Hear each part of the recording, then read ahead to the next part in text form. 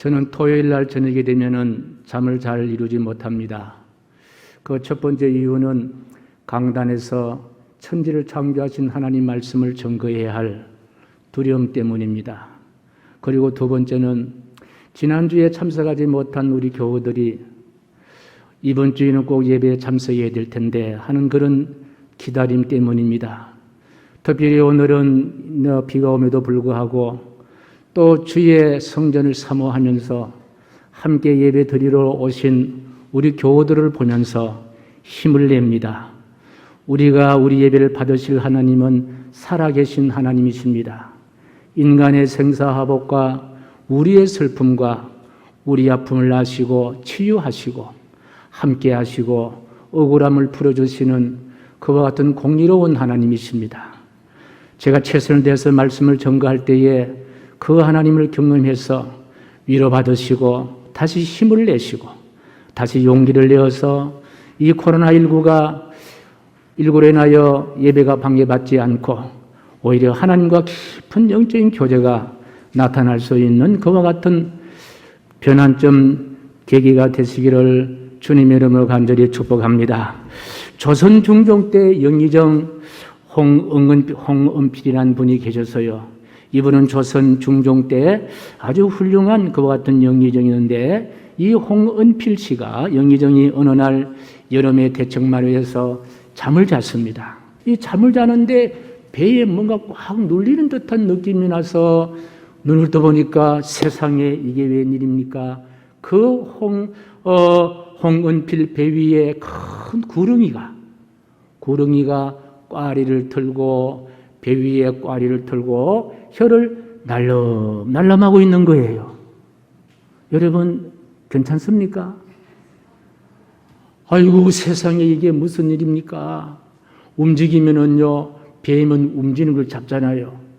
숨도 쉬지 못한 채 등골에 식은땀이 나면서 꼼짝달싹하지 않고 누워있는데 바깥에 나갔던 6살짜리 섬이란 아이가 아장아장 걸어서 대문을 열고 그 아버지께로 오는 거예요. 이 섬이란 아이가 아버지의 상황을 보더니요 어떻게 하지도 않고 그냥 또 나가버리는 거예요. 그래서 이 홍은필 이 영의정은 야 저놈의 도대체가 아버지가 지금 뱀에 잡아 먹게 될 때 먹힐 그런 정도인데 저놈이 봐라 저 고얀 놈 나가버리네 하고 있는데 한참 후에 또 이 섬이가 다시 댐을 열고 다시 아버지에게로 오는 거예요.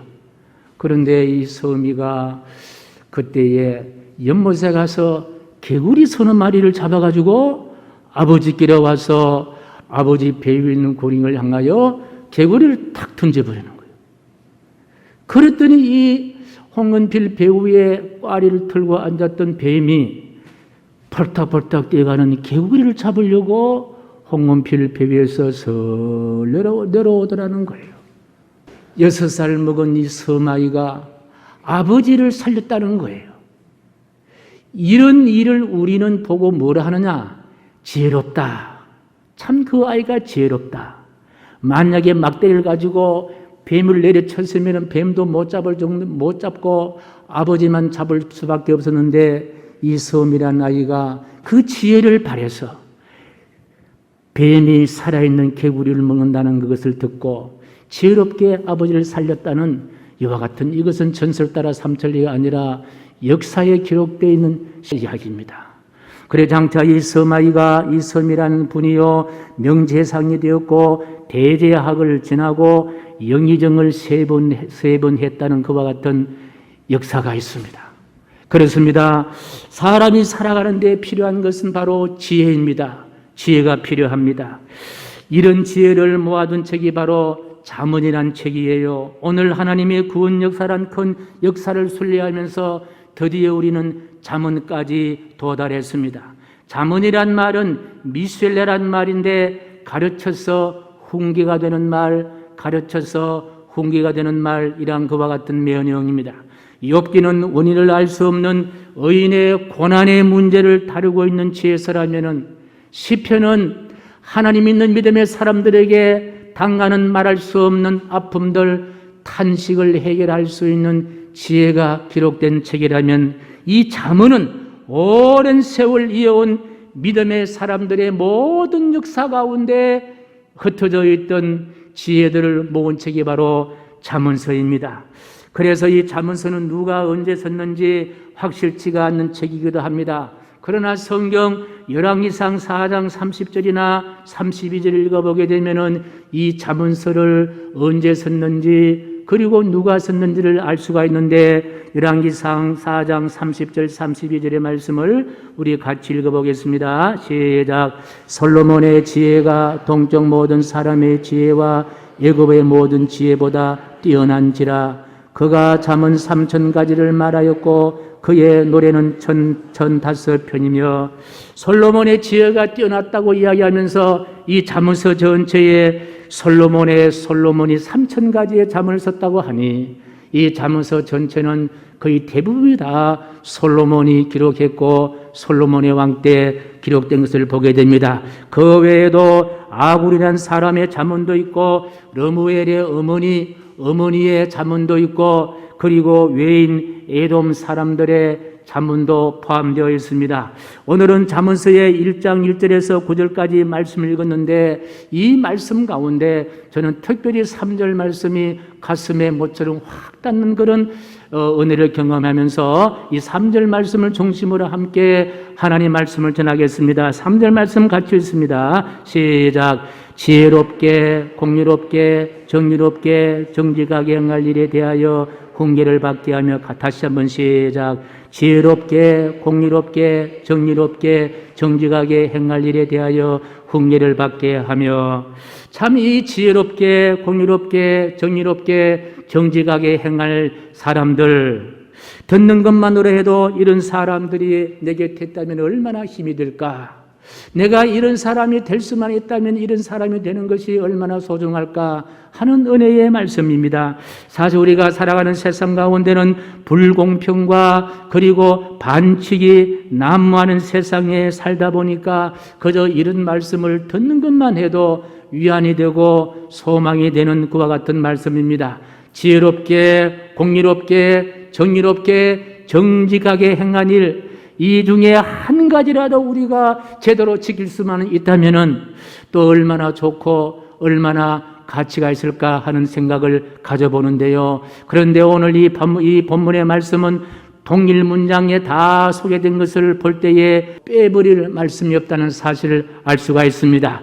지혜롭게 공의롭게 정의롭게 정직하게 행할 일에 대한 훈계를 기록한 책이 바로 무슨 책이냐? 그것이 바로 성경의 잠언서, 성경의 잠언서란 말씀입니다. 우리가 이 잠언서를 신앙적으로 잠언서를 생각해 보면은 사람으로서 성공적이고 또 좋은 사람이 되는 것 이상의 것이 바로 이 잠언서라는 거예요. 이것이 바로 잠언서의 삶의 방법을 기록한 내용인 줄로 믿습니다. 그렇습니다. 이 잠언은 지혜의 보물창고입니다. 누구나 그 창고의 문을 열어서 지혜란 보물을 얻을 수 있는 곳이 바로 잠언서예요. 이 잠언서는 지혜의 광산과도 같다, 그렇게 볼 수 있는데, 우리가 다 얻지 못한 수많은 지혜의 원석들이 잠언서 속에 얼마나 매장되어 있다는 사실을 알 수가 있습니다.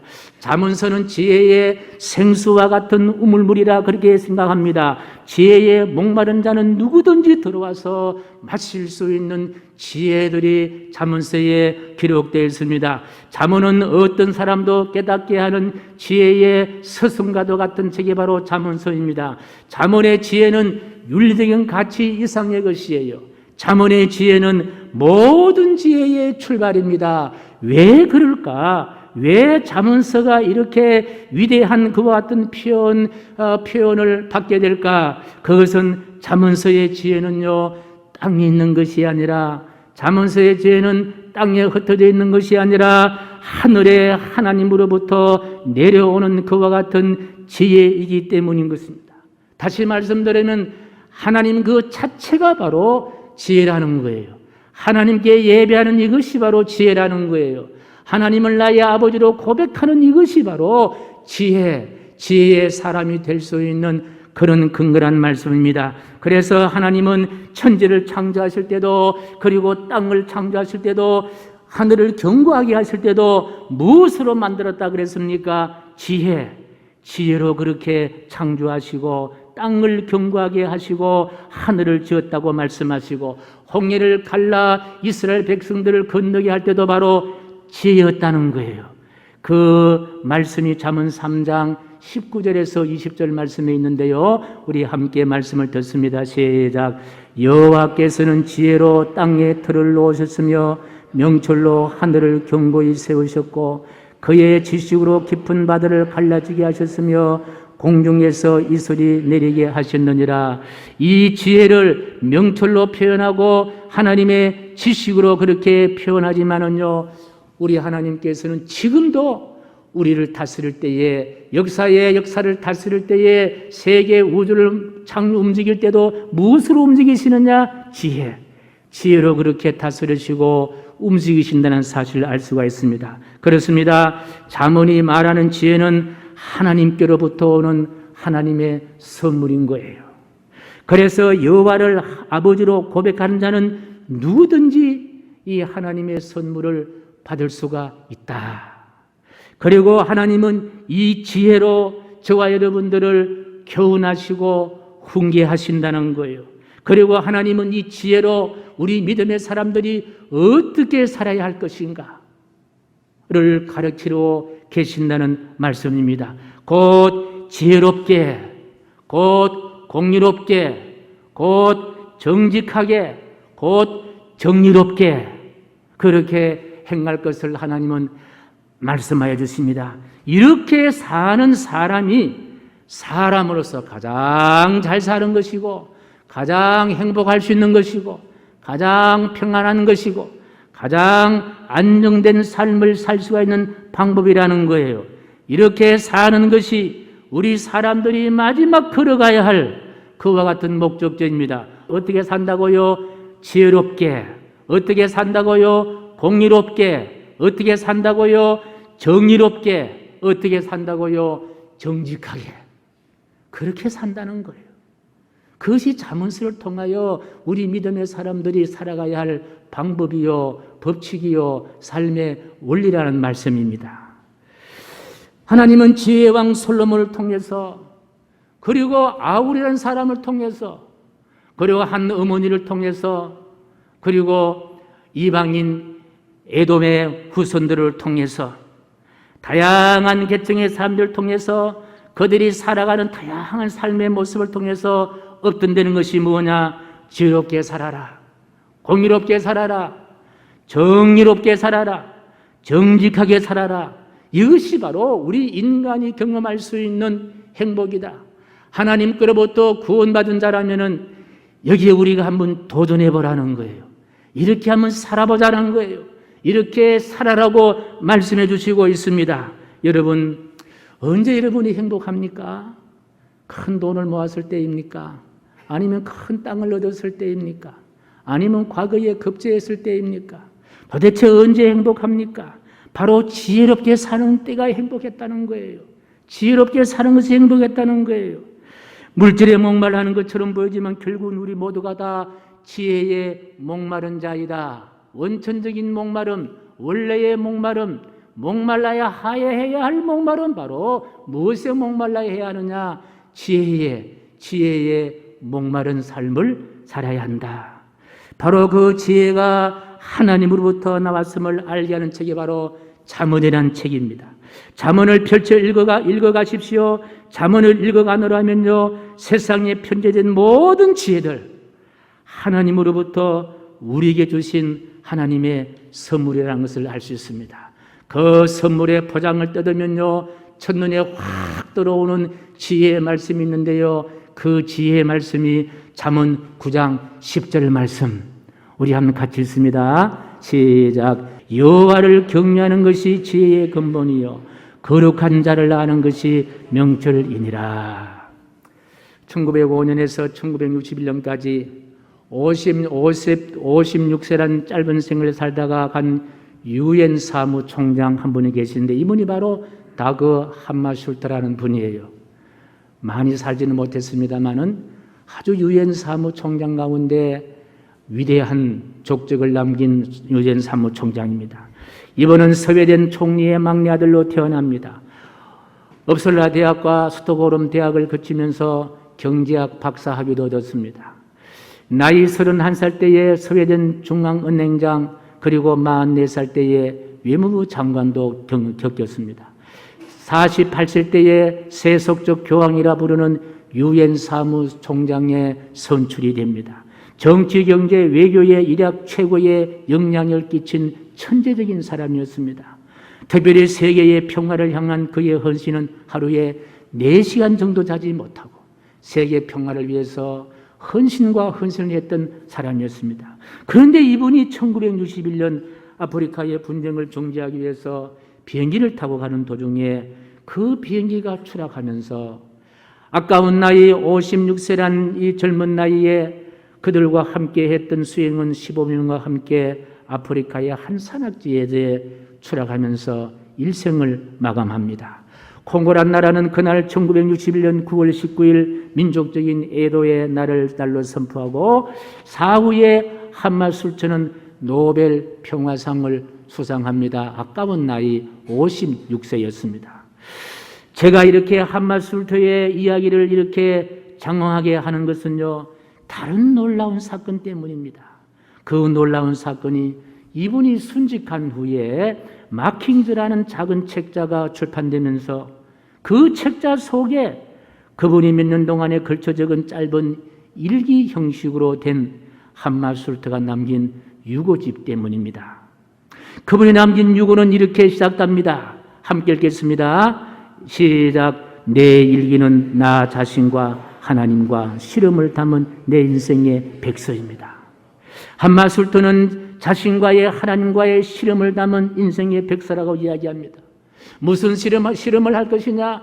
하나님이 이렇게 정직하게 살아라, 그리고 공의롭게 살아라, 그리고 정의롭게 살아라, 지혜롭게 살아라 하신 하나님의 훈계의 말씀과 또 정치를 해보니까 권력 위에 올라가 보니까 이렇게 살 수 있어요, 없어요? 있어요, 없어요? 이렇게 살 수가 없지 않습니까? 대부분 그렇다고 보니까요. 권력을 많이 얻고, 우리 이런 분들은요, 정말 이렇게 살기가 아마 어려운 것 같아요. 그래서 이 함마술처는 하나님과 하나님의 훈계와 내면적인 것, 바깥의 이런 것들로 인한 싸움의 삶의 백서라 그렇게 이야기합니다. 한마디로 말하면요, 그의 영혼으로 절규하는 신앙의 고백서와 같은 것입니다. 이 마킹즈의 책의 서문을 미국의 시인 우덴이 기록했는데 이렇게 기록합니다. 함마술처의 일기는 그가 가장 성공한 바로 그때의 이 세상의 것이 아닌 것과 치열한 싸움의 기록이었다. 다시 말씀드리면 함마술처가 최고의 권력의 높은 자리에 올라갔을 때의 그 허무함이, 그 권력의 높음이, 다시 말해 이 땅에 있는 최고의 권력의 높음으로 인해서 하나님과의 관계가 점점 멀어지니 거기서 오는 외로움과 고독함으로 인해서 삶을 때로는 좌절하고 자살을 해야 되겠다는 그런 충동까지 얻게 되었다는 거예요. 가장 성공한 그 순간에 찾아든 하나님과의 관계가 멀어지면서 오는 영적인 고독함, 영적인 목마름, 이런 목마름이 함마술처로 하여금 땅에서 누리는 수만 가지 그와 같은 권력과 명예로 인한 허무함과 허전함에 묻히지기 시작했다는 거예요. 그렇습니다. 가장 성공한 그 순간에 찾아든 영적인 고독과 좌절, 바로 그때 함마술처는 자신을 숨기지 아니하고 오히려 자신을 십자가 앞에 내려놓은 회심, 이래서는 안 된다, 내가 이렇게 해서는 안 된다, 내가 이렇게 세상의 권력이 하나님보다 위에 있어서는 안 된다, 하나님을 사랑하고 하나님과 가까이 하는 것에 방해되어서는 안 된다, 자기를 계속 십자가 밑에 내려놓고 비우는 작업을 했다는 거예요.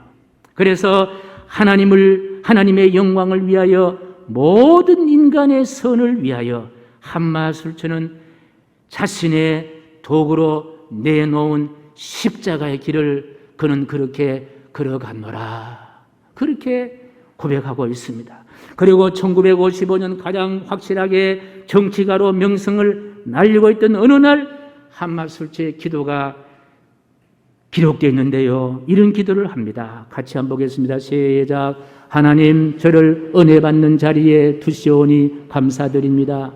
주님의 음성을 경청하도록 주님의 뜻을 깨달을 수 있도록 저를 받아주시니 감사합니다. 여러분, 힘 있는 자가 은혜 받기가 쉽지 않습니다. 권력을 가진 자가 십자가 앞에서 자기 자신을 내려놓는 것이요 쉽지 않아요. 어렵습니다. 부자가 천국에 들어가는 것이 왜 어렵습니까? 부자가 천국에 들어가는 것이 낙타가 바늘 구멍으로 들어가는 것보다 더 어렵다고 이야기하고 있는 거예요.